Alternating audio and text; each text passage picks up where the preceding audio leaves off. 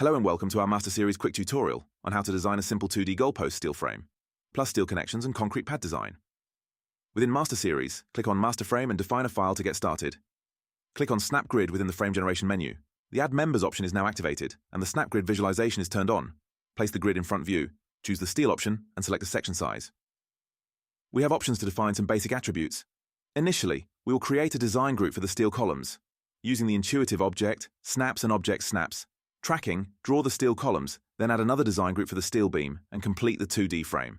By selecting the 3D option, we can now view the frame in 3D, then turn on the section size key. To modify the member properties, go to Properties and select View Member Property Editor. Select the beam member and click on Section Size to define a steel haunch. Using the drop-down box, select the double haunched option and specify the dimensions of the haunch. To apply loading, go to Loads and select Member Loading. Select the beam member again, and we'll apply a UDL dead load of 10 kN per meter and a live load of 10 kN at 2.5 meters from the member end. Nodal loads can be applied by going to Loads and selecting Nodal Loading. Click on the left eaves point, change the load group setting to wind and input a value by default. The density for self-weight is turned on. We will be designing to Eurocode, so in the top menu, go to Design and then Design Code, select Eurocode. Loading combinations are generated and can be viewed by going to Loads and clicking on Load Cases. By default, there are already 2 or 3 combinations of actions and case titles generated. You can overwrite these by going to the Automatic Load Case Generator, and within here you can modify and add load cases.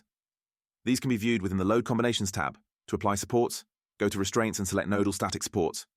We'll be using a pin support for both columns. We will not be applying member end releases as this is a moment-resisting frame, but this can be done via the Member End Releases menu.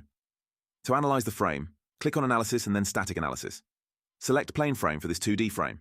From the Results tab, select Graphical Analysis Results. Within here you can view the frame's bending moments, shear force diagrams and deflection. You can now export your results to start building up your calculation output via PDF or using our Microsoft Word integration tools. We can also look at separate member diagrams for individual members and continue to add to our calculation package. We will now design the members. Go to the Design menu. Before you design your members, you can review their design groups and various design default settings. To design the steel elements, select the Steel Member Design option. We can click on each of the elements to switch between the different design groups. The Briefs and Section Sizes tab shows the section size and the loading case that is being used for the design. In the Beam Design Data tab, you may change fundamental design assumptions such as effective length, deflection limits, etc. The Lateral Restraint, Minor Axis tab can define position of lateral restraints along the length of the beam. We can specify restraints on our restraint side, can also add stays to the inside flange on the bottom flange. To find an adequate section size, click on the Auto Size icon for the member.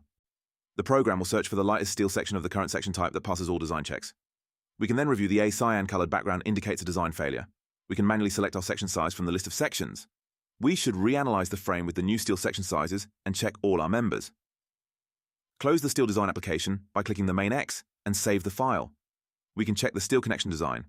We will go with the standard connection defaults upon startup, and when presented with the connections template library, we will go with the beam to column moment connection. Using the defaults, we can select the member end to carry out the moment check on, and the software will automatically detect the joint arrangement, including the section sizes and geometry and forces. The software can do an auto design and check through all the loading cases to come up with a design to pass both the calculation and dimensional checks. Similarly, we can automatically design the base plate. For any manual changes, we can click on the graphics and amend our inputs. We can export connections drawings to CAD and again print to PDF or Word. Finally, we can carry out integrated pad design checks using the Concrete Pad Foundation design module for both reinforced and mass concrete pads. That is how you model, analyze, and design a simple 2D goalpost steel frame within MasterSeries. Visit our website for more information, and to register for a free 14-day trial, please like and subscribe.